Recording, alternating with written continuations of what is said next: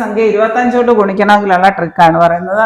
ഈ സംഖ്യയുടെ പകുതി എഴുതുക, വീണ്ടും അതിന്റെ പകുതി കാണും. 320 പകുതി 160, 160 പകുതി 80, അതിന്റെ കൂടെ 2 സീറോയും ഇട്ട് കൊടുത്താൽ മതി.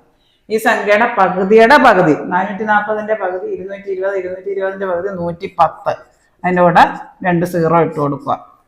ഇവിടെ 260, 260 പകുതി 130, 130 പകുതി 65, 2 സീറോയും കൂടെ ഇട്ട് കൊടുക്കുക. 25 വെച്ച് ഗുണിക്കാനുള്ള എളുപ്പ വഴി.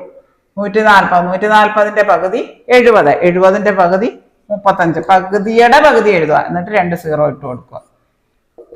660, 660 പകുതി 330, 330 പകുതി